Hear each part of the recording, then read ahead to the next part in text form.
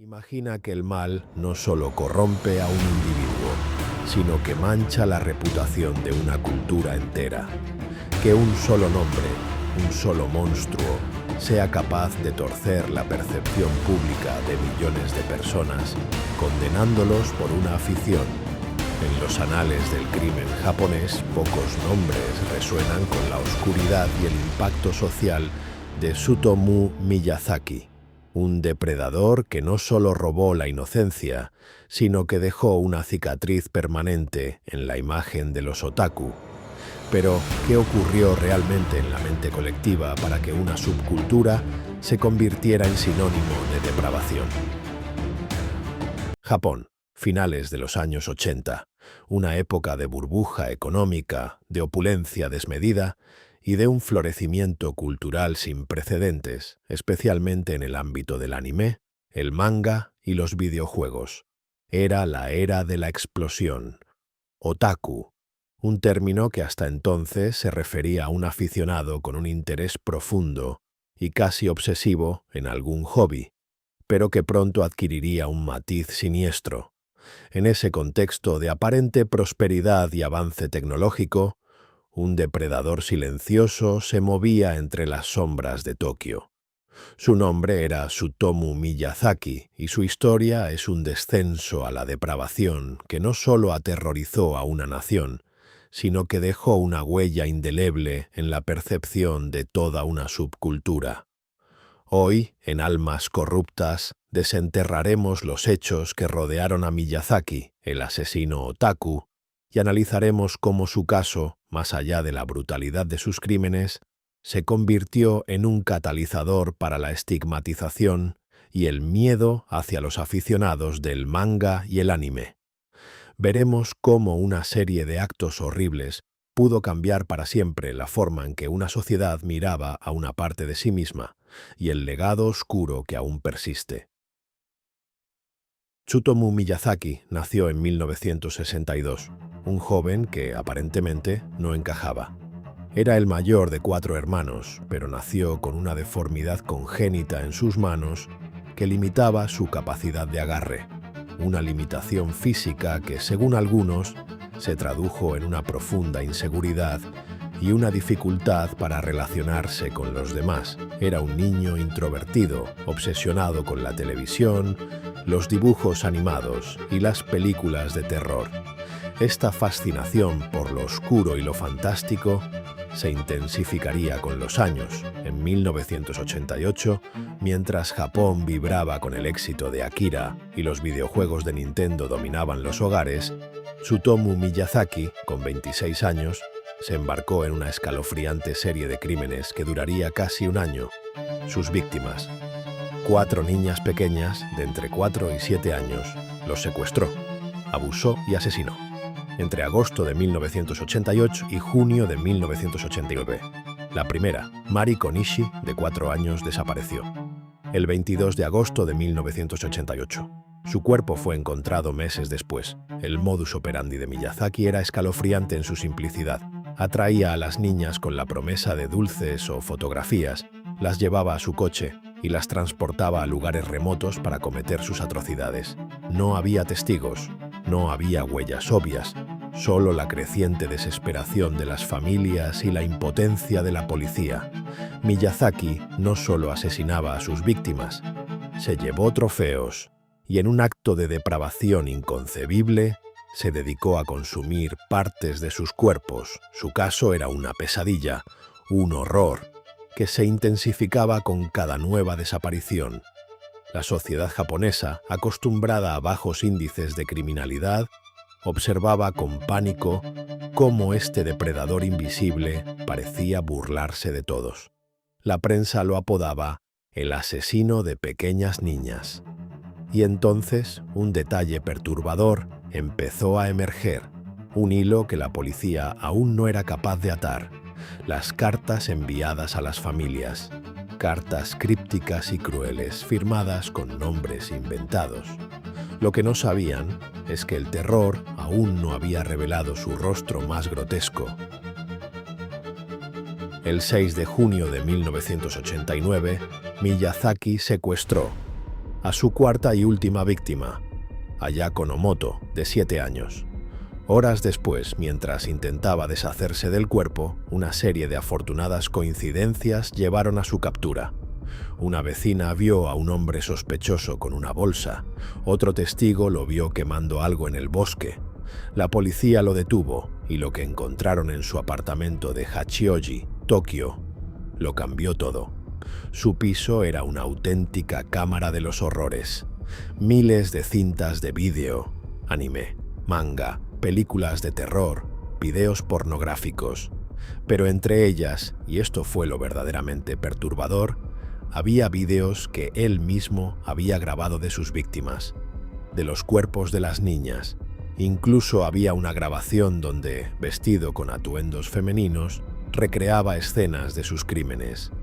La revelación de que este asesino era un otaku, un devorador compulsivo de contenidos audiovisuales, especialmente anime y manga, fue un golpe devastador para la opinión pública. La prensa sensacionalista japonesa no tardó en explotar esta conexión. De repente, el término otaku, que hasta ese momento se había referido a una subcultura inofensiva de aficionados, se transformó en un estigma. Asesino otaku, el monstruo otaku. Los titulares gritaban. La cobertura mediática fue implacable y distorsionada. Se creó una narrativa donde la obsesión por el anime y el manga no era solo una afición, sino un síntoma, una causa directa de la depravación de Miyazaki. Se llegó a decir que los otaku eran socialmente ineptos, solitarios, con una moral desviada y proclives a la violencia. La sociedad japonesa, conmocionada por la brutalidad de los crímenes, buscaba una explicación sencilla, un chivo expiatorio, y la encontró en esta subcultura. Las tiendas de cómics y anime experimentaron una caída drástica en las ventas. Las familias miraban con recelo a sus hijos si veían demasiado anime. Se intensificaron los debates sobre la censura en el manga y el anime, con propuestas de prohibir ciertos géneros o contenidos. La televisión pública japonesa llegó a emitir reportajes donde se mostraba a los otaku como seres extraños, aislados, casi peligrosos. Esta campaña de demonización se basó en una correlación falsa. Miyazaki era un enfermo mental. Sus crímenes eran el resultado de una psique perturbada, no de su afición al anime. De hecho, su trastorno de personalidad y su necrofilia estaban documentados. Pero para la opinión pública y los medios era más fácil culpar a una subcultura emergente, incomprensible para muchos, que ahondar en las complejidades de la psicopatía. Las consecuencias legales fueron directas en Miyazaki, quien fue condenado a muerte en 2000 y ejecutado en 2008. Durante el juicio se llegó a considerar si su adicción al anime y el manga había mermado su juicio, una justificación que fue rechazada. Él mismo admitió que se había inspirado en películas de terror para sus crímenes, pero el daño ya estaba hecho en la sociedad. La imagen del otaku quedó permanentemente asociada, en la mente de muchos, con el asesino otaku. Incluso hoy, décadas después, esa mancha sigue siendo difícil de borrar por completo.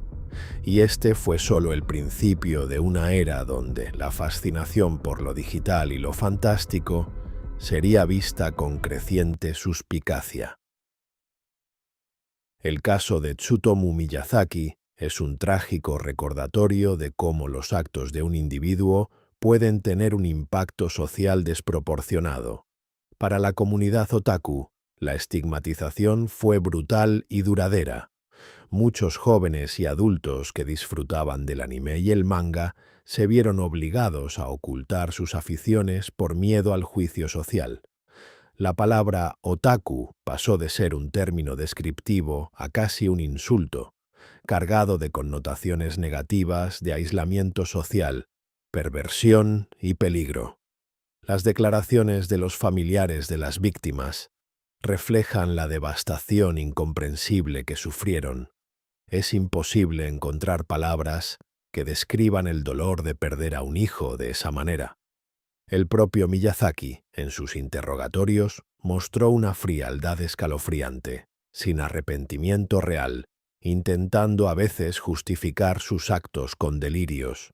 Su juicio fue un circo mediático que, en lugar de centrarse en la patología del criminal, desvió la atención hacia su estilo de vida y sus aficiones. Este caso, aunque único en su horror, tiene ecos en otros episodios donde una subcultura o un grupo social es demonizado por los actos de unos pocos. Piensa en la relación entre los videojuegos violentos y la violencia real, un debate que se reaviva constantemente con cada tragedia.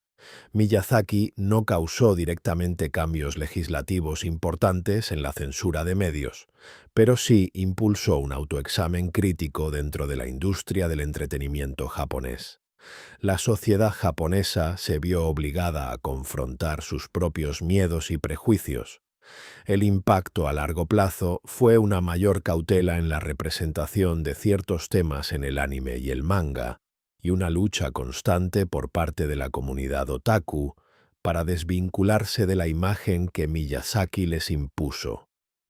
Este caso nos enseña una lección crucial sobre la naturaleza humana, la tendencia a buscar explicaciones simples para horrores complejos y a la facilidad con la que una sociedad puede sacrificar la reputación de un grupo entero en el altar de un chivo expiatorio. La historia de Tsutomu Miyazaki es un abismo de depravación humana, pero también es un espejo que refleja la fragilidad de la percepción social. Nos recuerda que un solo individuo puede no solo cometer crímenes atroces, sino también dejar una sombra persistente sobre la identidad de muchos otros. El legado oscuro del asesino otaku no reside solo en los crímenes que cometió, sino en la cicatriz que dejó en la cultura japonesa y en la forma en que el miedo puede distorsionar la verdad. La próxima vez que escuches hablar de un grupo o una subcultura, piensa en Miyazaki. Piensa en la importancia de no permitir que los actos de unos pocos definan la totalidad. ¿Estamos realmente libres de esos prejuicios hoy en día? Si este análisis te ha hecho reflexionar y quieres seguir explorando las profundidades de la mente humana y los crímenes que la perturban, no olvides suscribirte a Almas Corruptas y activa la campanita. Cada semana desentrañamos una nueva historia que te dejará pensando mucho después de que termine el vídeo.